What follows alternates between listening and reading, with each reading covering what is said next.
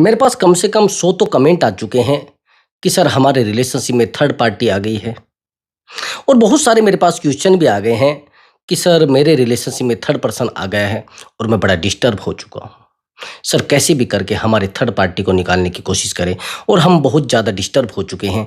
हम कोशिश भी करते हैं थर्ड पार्टी को निकालने की, लेकिन नहीं निकल पा रहा है। दोस्तों, मैं कम से भी कम 5 साल से काउंसलिंग कर रहा हूँ और बहुत ही गहरे तरीके से मैंने काउंसलिंग की है। बहुत गहराई से लोगों से बात की है, लेकिन सबसे ज़्यादा प्रॉब्लम थर्ड पार्टी को लेकर आती है।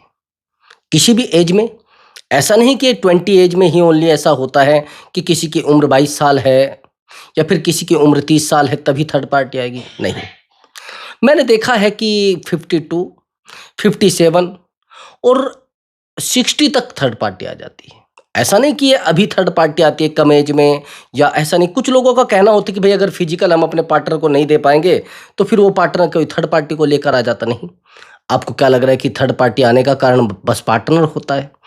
अब आज का जो क्वेश्चन है वो ये है कि सर थर्ड पार्टी ने आकर मेरे रिलेशनशिप को पूरे तरीके से खराब कर दिया है और पूरा गेम पलट दिया है। सर प्लीज कोई गाइडेंस दीजिए। दोस्तों, अगर आज आपको ये वीडियो देखने को मिला है, कहीं ना कहीं कुछ ऐसी चीजें हैं जो आपके रिलेशनशिप को सही हो जाएंगी, यानी कर सकती है, आपके लिए बेहतर है। हाँ, वीडियो को कंटिन्यू देखोगे, लास्ट तक देखोगे, सच में रिलेशनशिप को सही करने में बहुत हेल्प आपकी करेगी वो। आज के बाद आपको कोई वीडियो देखने की जरूरत नहीं पड़ेगी। और हाँ दोस्तों, अगर आप चैनल पर नए आए हैं तो चैनल को जरूर सब्सक्राइब करें और वीडियो को लाइक करें। और हाँ, अगर आप मुझसे बात करना चाहते हैं तो व्हाट्सअप नंबर दिया हुआ है, उस व्हाट्सअप नंबर पर आप अपनी कॉल बुक करा सकते हैं और आप मुझसे बात कर सकते हैं। बट दोस्तों, वो पेड कॉल है, पहले आप उस पर पेमेंट करेंगे तब जाकर आपकी बात हो पाएगी। हाँ, प्रॉब्लम कोई भी हो सकती है, रिलेशनशिप से रिलेटेड हो सकती है, मैरिज लाइफ से रिलेटेड हो सकती है, या जाने अनजाने कुछ ऐसे रिश्तों में हम फंस जाते हैं जिन रिश्तों को हम रात दिन संभालने की कोशिश करते हैं, रात दिन उन रिश्तों को बचाने की कोशिश करते हैं। आखिर में यही होता है कि हमें वो रिश्ते छोड़ने पड़ते हैं। आखिर में ये होता है कि वो पार्टनर हमें छोड़कर चला जाता है। हम उसके सामने रोते हैं, हम उसके सामने गिड़गिड़ाते हैं, लेकिन कोई फायदा नहीं होता है। वो भी थर्ड पार्टी को लेकर आ जाता है। दोस्तों, मैं बात कर रहा हूं एक्स्ट्रा मैरिटल अफेयर की, और एक्स्ट्रा मैरिटल अफेयर में ये प्रॉब्लम सबसे ज्यादा आती है। हम पार्टनर को मनाते हैं, कुछ नहीं होता है। हम पार्टनर को समझाते हैं, कुछ नहीं होता है। और हैरानी की बात यह है कि पार्टनर हमें यह कहता है कि तूने किया क्या है मेरे लिए। जिस इंसान को हम अपना जिस्म सौंप देते हैं, जिस इंसान को हम अपना इमोशन सौंप देते हैं, और जिस इंसान को हम फिजिकली सपोर्ट करते हैं, आज वो इंसान हमें कहता है कि यार बार बार मुझे कॉल मत किया करो, मेरी वाइफ मेरे पास रहती है, मुझे बार बार कॉल मत किया करो, मेरे हस्बैंड मेरे पास रहते हैं। मैं मानता हूं, लेकिन सर ये वही इंसान है जो रात को भी मुझे कॉल करता था, रात दिन मुझे टाइम देता था, रात दिन मुझे कॉल मैसेज करता था। लेकिन आज अगर मैं कॉल करती हूं तो मुझे कहता है कि मुझे बार बार कॉल मत करो, मुझे बार बार मैसेज मत करो, मेरे पास टाइम नहीं है। क्या करूं सर, मैं नहीं रह पा रहा हूं। चाहते हो थर्ड पार्टी को निकालना, चाहते हो ऐसे इंसान को रिग्रेट फील कराना जिसने आपके साथ चीटिंग की है, जिसने आपको हर्ट किया है, जिसने आपको डिस्टर्ब किया है, जिसने आपके इमोशन के साथ खेला है। चाहते हैं ना? तो चाहते हैं तो अपॉइंटमेंट बुक करा लेना, वो पेड कॉल है। उस इंसान को रिग्रेट फील कराने में, उस इंसान को एहसास कराने में मैं आपकी हेल्प करूंगा, और 100% उस इंसान को रिग्रेट फील होगा। तो चलिए दोस्तों, अपने टॉपिक पर आते हैं। हाँ, लेकिन अपॉइंटमेंट जरूर बुक करा लेना ताकि उस इंसान को आप रिग्रेट फील करा सको, ताकि आपको उसके सामने जाकर बार बार रोना ना पड़े। आया समझ? चलिए दोस्तों, अपने टॉपिक पर आते हैं। देखो दोस्तों, थर्ड पार्टी आने के कुछ रीजंस होते हैं जो आप पूरी लाइफ नहीं समझ पाते, और हमें ऐसा लगता है कि थर्ड पार्टी को हम आसानी से निकाल देंगे। अभी मैं एक रिश्ते की काउंसलिंग कर रहा था, ये मैंने आपको बताया था, और उस व्यक्ति के बारे में, उस स्टोरी को मैंने आपको बताया भी है। ये एक मैरिड लाइफ है, दोनों बहुत बेहतर तरीके से रह रहे हैं, सब कुछ ठीक चल रहा है। और ये जो महिला है, इसके हस्बैंड जो है वो एक बेहतर अधिकारी है गवर्नमेंट में। ये घरेलू महिला है, हाउसवाइफ है। लाइफ बहुत बेहतर चल रही थी, लेकिन एक दिन इनको पता लगता है कि इनके हस्बैंड किसी थर्ड पार्टी के साथ रहते हैं। बिहेवियर उस तरीके का था कि इनसे फिजिकल नहीं होते थे। बिहेवियर इस तरीके का था कि इनके साथ सोते नहीं थे। बिहेवियर उस तरीके का था, हाँ बच्चों से प्यार करते थे, लेकिन इनको फील होने लगा कि जैसे मेरे हस्बैंड मुझे टाइम नहीं देना चाहते। एक दिन देखते हैं कि वो किसी लेडीज के साथ जाते हैं डेली और लेडीज के साथ आते हैं, तो ये उन पर नज़र रखते हैं और नज़र रखते ही इनको पता लगता है कि उसके साथ इनका रिलेशनशिप कम से भी कम 6-7 साल से है। पैरों नीचे से ज़मीन खिसक जाती है। उस समय कोशिश भी करती है लेकिन वो नहीं मानते। उनके सामने हाथ जोड़ती है, उनके पैर पकड़ती है, उनको जाकर कहती है कि यार मेरी गलती क्या है? उनको समझाती है कुछ नहीं होता है, उनको मनाती है कुछ नहीं होता है, बार-बार उनको कॉल मैसेज करती है कुछ नहीं होता है, वो घर से भी लड़कर चले जाते हैं। एक दिन ऐसा होता है कि वो आकर ये बोल देते कि भई या तो आप रहेंगी या फिर वो रहेंगी और मैं आपको डिवोर्स दे दूँगा। ये बड़ी डिस्टर्ब होती है। अब हैरानी की बात ये है कि ये बात करती है मुझसे, मुझे बताती है सर ऐसा-ऐसा है।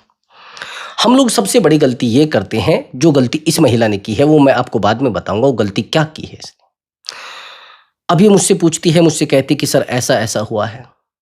प्लीज़ सर मुझे गाइड करिए, मैं चाहती हूँ उसको रिग्रेट फ़ील हो। मैं चाहती हूँ उसको एहसास हो। अब ये होता है कि जैसे ऐसा होता है, तो ये सब करने लगती है जैसे मैंने इसको बताया।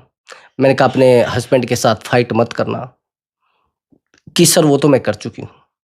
मैंने कहा अपने हस्बैंड के साथ बिल्कुल भी किसी बात को लेकर बहुत ईगो में मत रहना, कि ठीक है सर वो भी सब मैं कर चुकी हूँ। और ये सब करती है तो अपने हस्बैंड को टाइम भी देने लगती है, वो भी इसको टाइम देने लगता है।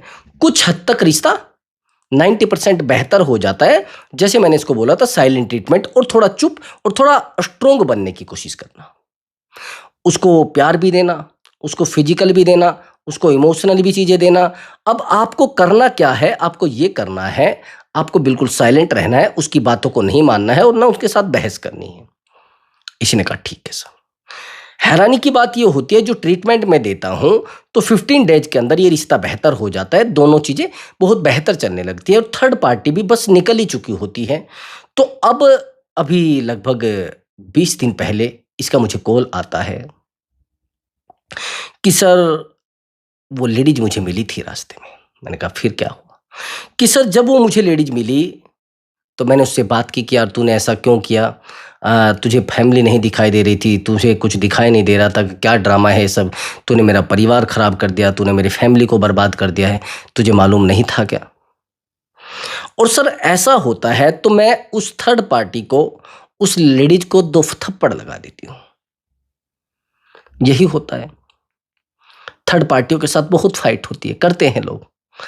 और जब ये सब होता है, अब आपको क्या लग रहा है? उसने कहा कि सर जैसे ही मैं उसको थप्पड़ लगाती हूँ, तो वो जो मेरे हस्बैंड हैं, वो उनको बता देती है और जब उनको बता देती है तो सर मैं बड़ी डिस्टर्ब होती हूँ। मेरे हस्बैंड आकर मेरे से फाइट करते हैं, मेरे साथ बहुत ज़्यादा झगड़ा करते हैं और आकर कहते हैं कि तुम्हें किसने हक दिया है मेरी गर्लफ्रेंड को मारने का, मेरी गर्लफ्रेंड को थप्पड़ लगाने का। कुछ समझ आई आपको बात? यही गलतियां हम रोजमर्रा की लाइफ में करते हैं और 99% थर्ड पार्टी के रुकने का यही कारण होता है। अब वो जो थर्ड पार्टी है वो एक दुश्मनी इससे कर लेती है कि तेरी वजह से मेरी बेइज्जती हुई है, अब मैं तुझे इसके साथ नहीं रहने दूंगी। वो पूरी ताकत लगा देगी आपके हस्बैंड को आपसे अलग करने की, वो पूरी ताकत लगा देगी आपकी वाइफ को आपसे अलग करने की। आया समझ आपको? पूरे तरीके से। लेकिन आपको नहीं पता होता इस बात का। आपको लगता है कि ये तो मेरा प्यार है। आपके हस्बैंड को भी नहीं पता होता है, आपकी वाइफ को भी नहीं पता होता है। अगर ऐसा भी आप कर देते हैं जैसे ऐसा होता है कि हमारी वाइफ को हमें अपनी वाइफ के बारे में पता लग जाता है, तो भी हम थर्ड पार्टी के साथ जाकर झगड़ा कर देते हैं। ऐसे बहुत मेरे साथ केस आए हैं, बहुत सारी ऐसी काउंसलिंग आई है। और जैसे ही उसको थप्पड़ लगाती है, तो उधर की तरफ से तो प्यार 2 गुना होता है, और ज़्यादा बढ़ जाता है। वो इसकी तरफ खींचती है इसके हस्बैंड की, और जब ज़्यादा इसकी तरफ खींचती है तो और ज़्यादा इसको प्यार दिया जाता है। इसके हस्बैंड इससे दूर होने लगते हैं और ज़्यादा। ये अपने हस्बैंड को कहती है कि यार ऐसा क्यों हो रहा है, ऐसा क्यों आप कर रहे हैं, मुझे क्यों नहीं समझना चाहते हो। अब यही गलतियां हम रात दिन करते जाते हैं। तो ऐसा क्यों होता है कि थर्ड पार्टी आकर टिक जाती है और निकल ही नहीं पाती। हम सामने वाले को समझाते हैं, हम सामने वाले को मनाते हैं, लेकिन कुछ नहीं होता है। उसको बार बार समझाने से कुछ नहीं होता है, बार बार मनाने से कुछ नहीं होता है। अब इसने कहा कि सर कुछ भी करिए प्लीज, मैं चाहती हूं कि उसको रिग्रेट फील हो, मैं चाहती हूं उसको एहसास हो, मैं चाहती हूं रिश्ता बेहतर हो। मैंने कहा आज के बाद अपने हस्बैंड के साथ ज्यादा बहस मत करना। इसने कहा ठीक है सर, जितना रिश्ता खराब हो चुका है उससे भी ज्यादा खराब हो जाएगा। इसने कहा ठीक है सर। मैंने कहा आपके हस्बैंड कहाँ जा रहे हैं, कुछ मत कहना। आपके हस्बैंड कहाँ से आ रहे हैं, कुछ मत कहना। उस महिला के साथ तो बिल्कुल भी फाइट नहीं करनी है। मैंने कहा कुछ टाइम के लिए आपको अपने लिए जीना है, ओनली अपने लिए, ना फैमिली के लिए, ना बच्चों के लिए, ना परिवार के लिए, ना अपने हस्बैंड के लिए, केवल अपने लिए जीना है। इसने कहा सर उससे क्या होगा। मैंने कहा रिजल्ट आएगा तब पता लगेगा, ऐसे मेरे कहने से कैसे कुछ हो जाएगा। इसने कहा सर बेहतर रिजल्ट आ सकता है क्या। मैंने कहा बेहतर रिजल्ट की बात मत करिए, रिश्ता ही बेहतर हो जाएगा। इसको जैसे मैंने बताया तो इसने अपने आप में जीना शुरू कर दिया। डेली जिम जाने लगी, जिम ज्वाइन किया, और जब जिम जाने लगी तो हैरानी की बात यह है कि ये अपने ऊपर ध्यान देने लगी, थोड़ी अट्रैक्टिव दिखने लगी, फिटनेस बेहतर हो गई, खुशी बहुत ज़्यादा फेस पर रही। तो हस्बैंड को कुछ लगा कि यार ऐसे कैसे हो सकता है, ये तो महिला परेशान होनी चाहिए थी, ये महिला तो डिस्टर्ब होनी चाहिए थी, इसको तो रोना चाहिए था, लेकिन ये ऐसे खुश कैसे हो सकती है। हस्बैंड को कुछ माइंड में घूमने लगती है चीज़ें। वो इससे पूछने लगता है कि यार क्या कर रहे हो तुम। मैंने कहा मत बताना, कहाँ जा रही हो, किसके पास जा रही हो, किससे मिल रहे हो, कोई मुश्किल नहीं। आपको अपने ऊपर ध्यान देना है, उसकी लाइफ पर ध्यान नहीं देना है। न तो अपने हस्बैंड की लाइफ पर देना है ध्यान, ना हस्बैंड की गर्लफ्रेंड के ऊपर ध्यान देना है। हाँ, इसको एक प्रॉब्लम और भी थी। ये रात रात भर अपने हस्बैंड को चेक करती थी कि कहीं वो ऑनलाइन तो नहीं है। ये गलतियां आप भी करते हैं, मैं नहीं, सारी दुनिया ये गलती करती है।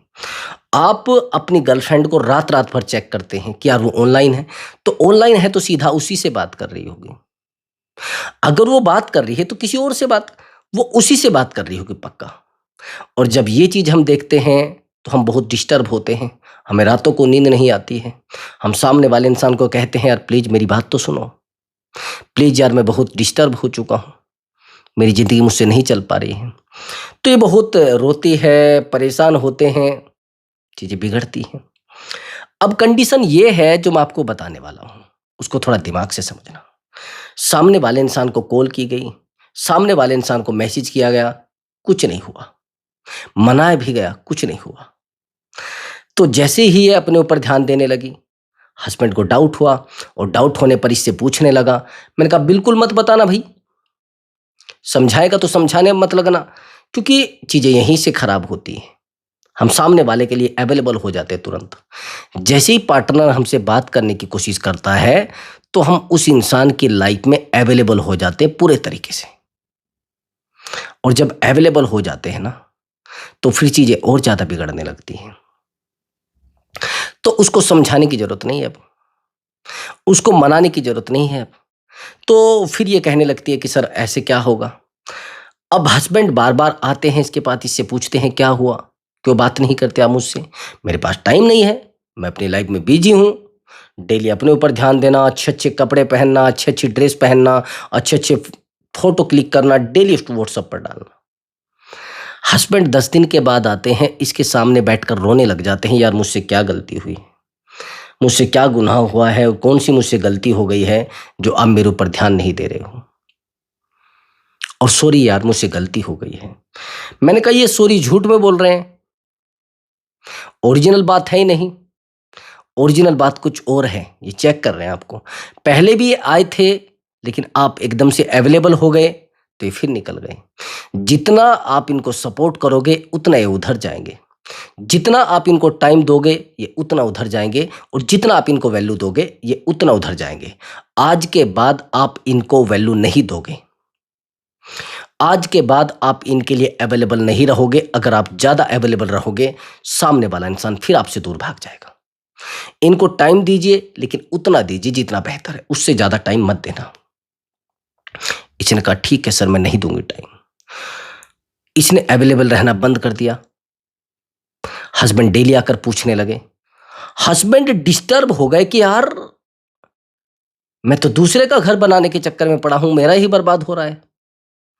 आपने सुनी है कहावत कि कहीं धोबी का कुत्ता घर का ना घाट का हो जाए। अब ये सोचता है कि यार मैं तो उसको पाने के चक्कर में पड़ा हूं, कहीं ऐसा ना हो जाए सामने वाला ही इंसान मुझसे दूर हो जाए, कहीं ऐसा ना हो जाए कि सामने वाला ही इंसान मेरी वाइफ ही ना मुझे छोड़ दे। क्योंकि जब हमारे हाथ में से वही चीजें भागने लगती है जो हमारे पास है, भाई आप दूसरा पैसा तो तभी मांगोगे ना जब आपके पैसा सेफ रहेगा। अब आपको लग रहा है कि मेरा जेब का पैसा ही नहीं रुक रहा है, तो बाहर के पैसों का क्या करोगे? अगर आपके घर के ही पैसे पर जांच बैठ जाए, तो बाहर के पैसे का क्या करोगे? तो इसको लगता है कि यार ये तो सभी चीजें खराब होती जा रही है। अब इससे अच्छा है मैं वाइफ से बात कर लूं। और हैरानी की बात यह होती है कि सामने वाला इंसान बार बार अपनी वाइफ से कहता है, और आखिर में यह होता है कि रिश्ता बेहतर हो जाता है। इसके पैर पकड़ता है, इससे गलती मानता है। मैंने कहा इनको बोलो कि जो भी आप आएंगे, जहां से भी आएंगे, मुझे नहीं पता आप कहाँ जाएंगे, लेकिन अगर मुझे आज के बाद इस लाइफ में कुछ भी मुझे प्रॉब्लम्स नजर आई, तो मैं आज के बाद आपके साथ कभी बात नहीं करूंगा, और ना मैं रहूंगी, मैं छोड़ दूंगी आपको। सीधी सीधी बात करिए, इधर उधर की बात मत करना। बिल्कुल एक्यूरेट तरीके से पूरे स्टिकली बात करना कि आपको रहना है रहिए, मुझे आपके साथ नहीं रहना है। सीधा सीधा बोलिए।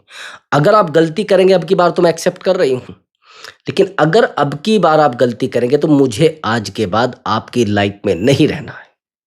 आप कुछ भी करिए, उसके साथ जाइए, आप ये तो कहिए ही मत ना कि आप उसके साथ हैं। आप यही तो गलती करते हैं।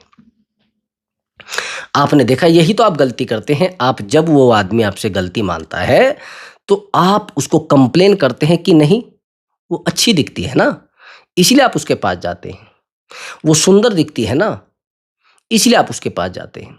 उसकी एज कम है ना, इसलिए आप उसके पास जाते हैं। उसका वेट कम है ना मुझसे, इसीलिए आप उसके पास जाते हैं। तो ये जो कंप्लेनिंग बिहेवियर है, इसको पहले रोकिए। ये जो कंप्लेन करने वाला बिहेवियर है, इसको पहले रोकिए भाई। ये बिहेवियर आपकी लाइफ को खराब करता है।